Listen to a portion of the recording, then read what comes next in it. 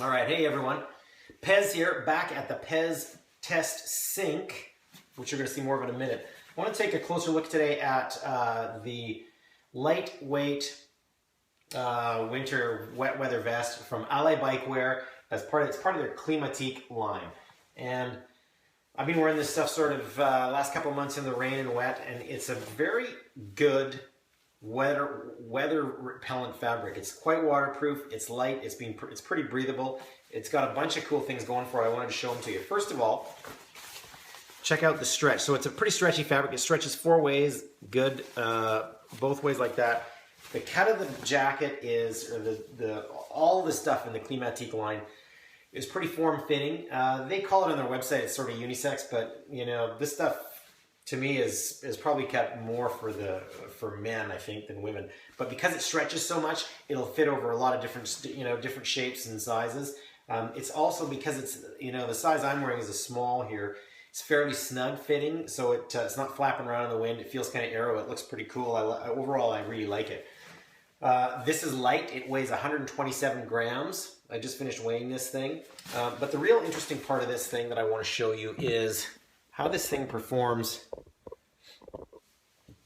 in some water. So let's get the lights in here. All right, so you're out riding in the rain. The rain starts coming down. Let's put some water on this thing. There we go. Okay. Let's do that again. And let's do it again until we actually get some water in here. There's some. Okay, so take a look at this. There's water just sitting right on top of the fabric, and I can sit here for quite a while. In fact, I've yet to be able to get the water to permeate through the fabric from the outside. I imagine it would if I waited long enough, but it rolls around on top of here. It's got some kind of great coating on the material, and it slips right off from the outside.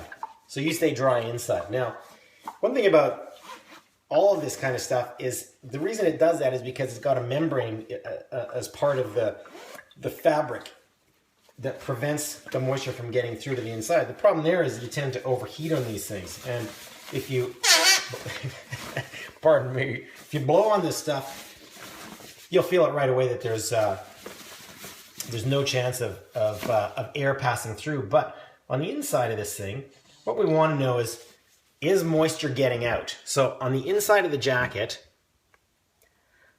I've got another puddle of water sitting here.